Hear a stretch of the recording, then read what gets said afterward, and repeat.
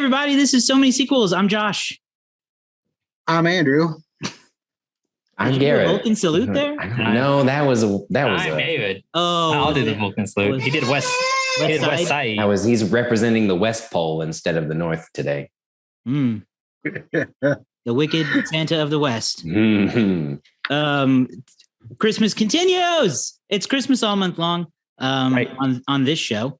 We are just 2 episodes in so far. You might recall our great Christmas debate. That's always a fun one. And last week we talked a little bit about 4 Christmases. And this week we're going to cover Andrew's pick, which is a Netflix animated movie called Klaus. It is a Santa Claus origin story directed by Sergio Pablos in his directorial debut. You got a great voice cast, including Jason Schwartzman, J.K. Simmons, Rashida Jones, Will Sasso, Joan Cusack, and the late, great Norm Macdonald. So, Andrew, we'll start with you. Explain why you decided to pick this movie. So I watched this movie last year and I had been recommended it like several times. And it's just like, it's this great, it's just this Christmas movie that's actually like really, really good. It's not like gimmicky or anything like that. And at first I was a little bit passive about it, but I was just like, well, why not? So I watched it one evening, and to my surprise, it was surprisingly very good. It was just like that Netflix magic. I mean, there's something there that has there's something there with this anyway. It reminded me a lot of late 90s animated movies. And that's what I love about it. It's not like Pixar. It's not a Pixar film. It's that hand-drawn animation sort of, but it's mixed in with a little bit of like computer animation as well.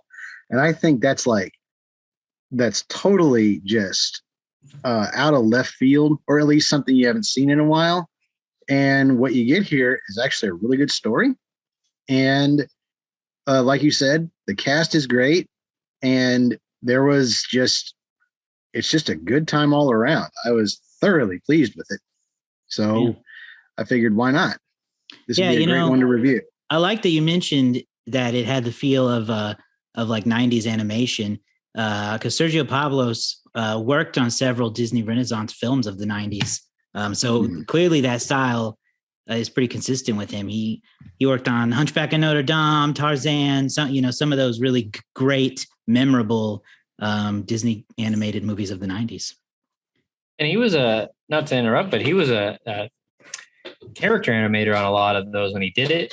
And some of probably the most, if you really watch this movie, I feel like you can see that influence. Like he worked on, you said Tarzan, he worked on the elephant Tantor in Tarzan, and he worked on Frollo in Hunchback of Notre Dame, Hades and Hercules, giving those characters who are very stylistically unique. And I think it pays out here. He also worked on one of the more underrated Disney movies, Treasure Planet. And he had a pretty big role in that. So I don't know. I think it's pretty interesting that, you talk about sort of, it has a sort of classic feel while also feeling very new. Yeah. Well, it's like, the one thing I kept taking away from it is that, like, if you look at the animation styles of like DreamWorks. So DreamWorks, I wasn't getting it. No offense, I wasn't getting a Disney feel from this, because I'll be honest with you, and spoiler alert, I've actually never seen The Hunchback of Notre Dame nor Tarzan. But the thing is that like what I got from this, it's like the animation style of the movie The Prince of Egypt. Okay. Like it's that sort of like weird. I don't know. I look at that and then I look at this and I'm like, they're almost kind of one and the same. So that's just me. As far as animation style, right? As far as animation style. Okay. Just making sure. Yes. Okay. Cool. Well, I enjoy this movie. I honestly forget that this movie is as good as it is. Like it's a movie that I saw when it came out and I was like, oh my goodness, this movie's like really good. And then I forgot that it was as good as it is. So it was nice to rediscover. For me, it is very Emperor's New Groove meets Christmas meets Undercover Boss. And none of that is a bad thing. It is just so well woven together that each character, like Jasper is amazing in so many different ways. And his personality is very Cusco, and Cusco is amazing in so many different ways. J.K. Simmons and the character development that they give them. But what I really like is just they took every element of the Christmas Santa lure and they gave it an answer. The one that really gets me is the flying reindeer, where you see on the back end all of the crazy hijinks and wildness that's going on. And they're just whooping and then they just happen to fly. And then this one kid sees it and is like, oh my goodness, magic flying reindeer. And then tells all the friends out and then it just goes. And that's and like they do that for every lore of Santa. And so I really think that is a nice little nod to it that you haven't seen before. They really address it and give that background to it. And it's a lot of fun. So yeah, great movie. No problems with it on any level. Yeah, I agree. It's very fun. It's cool to see a Santa Claus origin story like this one. You know, the like main Santa origin film for our generation is like the Santa Claus, right? That's like the only one that I can think of where you like find out how someone becomes Santa. So it's a totally different way of looking at it, right? Versus Santa being passed down through powers. Santa is, at least in this movie, not even like a magic guy. He just builds toys, and really he got conned into being Santa by a immature mailman, which is fun. But yeah, I like it because it feels like it has such good lore that it doesn't necessarily always feel like a Christmas movie. You know what I mean? Yeah. Like it is. But it's like, okay, it's actually got like really good storytelling and depth to the characters that it goes deeper than your average Santa adventure. It doesn't necessarily have like, you know, like I feel like a lot of Christmas movies are like their plots are mainly driven by like somebody has to save Christmas. Like they have to save Christmas or and here it's like it's like what you said just a second ago. It's an origin story. Yeah, well, it's almost like they're creating the modern version of Christmas here with the gift giving and such. And I love it. David, what do you think? You know, I was going to compare it to the old Rankin and Bass animated film. You know, like the people who did like Rudolph the Red-Nosed Reindeer and the Santa Claus is Coming to Town, which is another Santa Claus origin story with the Burgermeisters and, you know, how he gets through the chimney and things like that. But I think the fascinating thing with this one is that Santa's not necessarily the main character. You know, the main character is probably this Jesper character, and his push and all the things he does ends up building to Santa and like a lot of the legends of Christmas are him just trying to, you know, work the situation, right? So that he can get what he wants. And then, you know, he has a change of character over time. And it makes the movie, I think, more interesting than if it was just Klaus by himself. If it was just him alone, I think it wouldn't have that emotional core there, right? But Jesper really brings it around. I love the 2D animation. I think, Andrew, I can see what you're talking about. I mean, it does feel like Emperor's New Groove. It does feel like Treasure Planet. It does feel like a lot of those classic 90s Disney films because the main director worked on classic 90s Disney films. I say classic.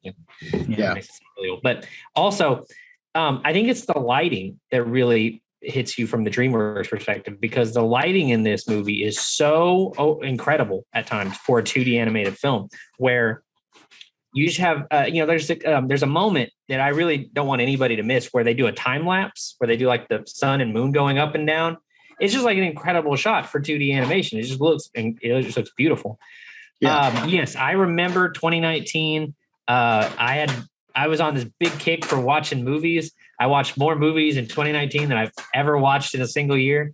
And when I saw the list for best animated films, two of those films I hadn't seen. One was Missing Link and one was Klaus. And I was like, well, I kind of want to, at the very least, because I'd seen a lot of the best picture noms. I was like, I want to at the very least see all of the best animated feature noms. So I watched Klaus, and I was kind of, like you said, Andrew, I went in kind of, like I was like, this can only be so good. It's Netflix. And I've not really heard any buzz going into it or anything. And my wife was the same way. We're watching it. We're both kind of thinking like, I hope this picks up at some point, because it's like, it seems very kind of like run of the mill so far. For me, it picked up when Norm Macdonald showed up. For Nikki, it was when some of the emotional core starts to come in a little bit more. Sure. But for me, as soon as Norm Macdonald was revealed, I was like, oh, well, okay, I'll probably watch this movie now, hilarious. And there's a lot of great classic, slapstick, right? With the characters. And I just love the design. It's so all of the Ellingbows and the Crumbs, the sort of Hatfields and McCoys of this northern Swedish town. I don't know. They're very, like, their design is so creepy. Like, it's very, I don't know how to compare it, but there's that one little girl with the giant eyes who keeps stabbing snowmen with carrots, right? It's just every character in this movie has a striking design. Like, you can't, look away from them, I think. So yeah, I kind of really dig every element of it. And by the end, when they start to give you a little bit more from Klaus and why he's this kind of old hermit now, and why he's sort of why he has all these toys, it gives you, like, this is going to sound weird, an emotional connection with Santa Claus that I don't feel like I've ever had before. Like, everybody loves Santa, but I've never had, spoiler alert. You don't know who Santa is. Santa's never really been a character. Santa's like Mickey Mouse, he's an idea, right? And or he's like Coca-Cola, like, what is the character of Coke? Who knows? The character of Santa, they gave you this real, there you go. They gave you this real emotional thing to connect with him on, which is that, spoiler alert, he and his wife, they got married. They built this house out in this secluded area for be just them. They wanted to have kids. They waited for years, and they never had any children. He built all these toys for his eventual children and never came. And then his wife got sick, and then she became Christmas Magic. It's really, for it to come so late in the movie too, it really hits you, because you've gotten all this investment in Jesper's story, and then they kind of slow burn this story with Klaus. So I really dug it on that level. It was, I think we should definitely, I hope it's not the last, we should write down this director's name, Sergio Pablos, and keep an eye on him, because if, I don't know if he has worked out like an exclusive deal with Netflix or what, but I kind of feel like there's only more good stuff to come from this production company. Yeah, probably. Yeah, I really like the way that, they set the tone of this movie for me really well. You get to know Jesper, and you see how much of a little prima donna he is, and he just is not interested in working. He's a wealthy guy who wants to be taken care of, but his dad is like, nah, I need more from you. And so they send him off to what was the name of the town? Schmierenberg? Something like that. Yeah. Santa Claus Town. And what? You said Santa Claus Town? Santa Claus Town. Even better. But the characters that they set are just so creepy. You have Norm, who shows up and is a pleasant surprise always, and R.I.P. Norm. But as soon as you see the townspeople, it is chaotic mess of just fight and creepy. When that snowman with like the 7 carrots in it is one of the creepiest things that I have seen ever, and not just the fact that it's in the cartoon. Yeah. So they did a really good job of setting that world really quickly, because you just feel the gloom. And then over time, as everything improves, everything starts to brighten up and you feel it in that town, except for the main people. And they keep that gloom until the end. And yeah, it's just a beautifully told story from like a story element perspective, an animation perspective, the lighting that David mentioned, like is all really well done. And it does feel like an original thing. So it is nice to have an original Christmas movie. I think as a friend of mine, our friend of the show, Daniel, said that welcome to the Christmas rotation, Klaus. That was his review on Letterboxd. And I feel like this is a movie that you can watch for the first time and go, this is going to be in that rotation real quick. Yeah. Unlike Four Christmases. And one of the cool parts about this is if you have a question about the movie Klaus, you can just look up. You can just like Google, or put into YouTube. I think Sergio Pablos animation, spa animation, or something like that, and you can get they have hundreds of videos explaining how they did character design, how they did this thing. It's like one of the most comprehensive how we did it series I've ever seen. There's just so many videos how they handle acting, how they do a reference video and things like that. There's so much, and so I would love, as someone who's kind of I'm a fan of animation, and but I'm not good at it. I'm not good at that, and so I'm very curious about it. I would love to see more movies show you the process and how they come up, because there's one video where he talks about finding your character design and how long of a process that can be, especially in animation, because you have to hit all these points. You have to be able to tell what the character is without it having any lines, basically. I need to be able to show this to someone and they tell me who this character is before we even get to the part where they start recording dialogue, So, very cool. And I don't know. I'm sorry, that was a bit of a tangent, but I was trying to do all this research about the movie because there's no box office stats. So sure. Makes sense to me. All good. Cool. Yeah, it was really good. Do we want to go ahead and do we have any final thoughts on the movie, or shall we move full steam ahead? I hope. Oh, go ahead, Andrew. No, go ahead. What were you going to say? I was just going to say that, because I did a bunch of research on this, that it's interesting that this movie won the Annie Award in 2019, beating Toy Story 4, and which won the Academy Award, beating a lot of other good movies that year too. So I think it got the recognition, some of the recognition it deserves, but it still feels like nobody's heard of it, doesn't it?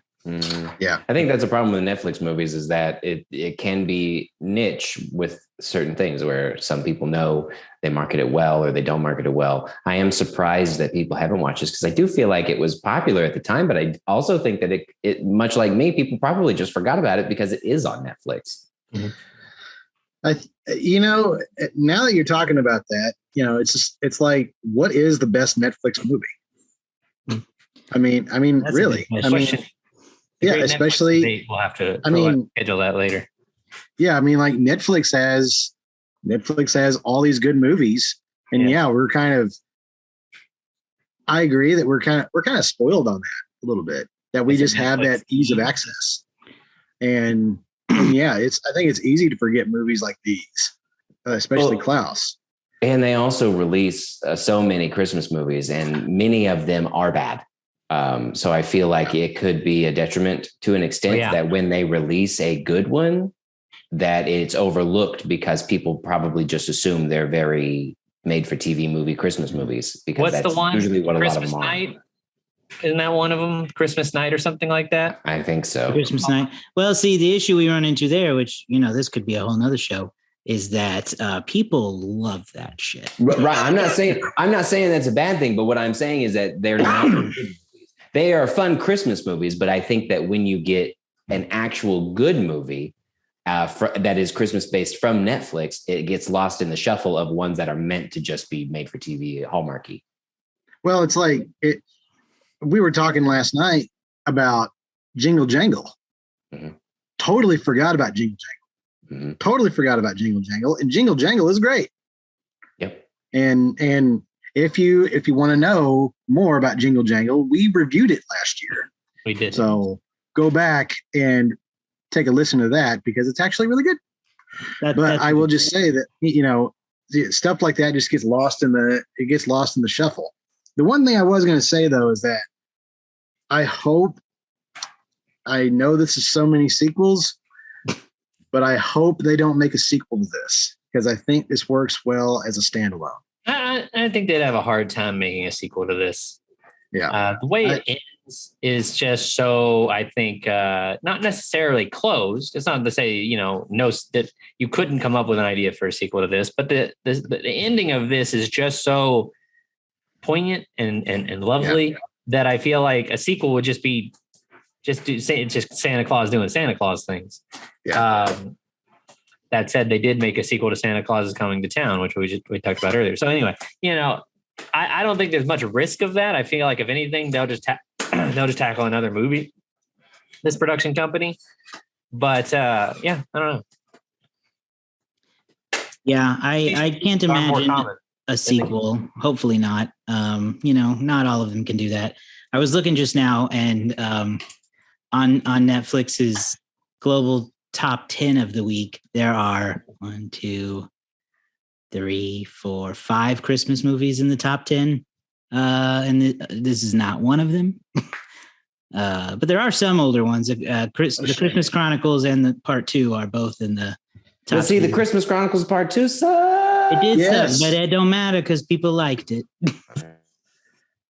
Now, is that a Santa Claus origin movie too? They get into the origins of Santa in the Christmas Chronicles. See, I don't remember the first one. They dip into it. They dip. It's Santa already exists, more or less.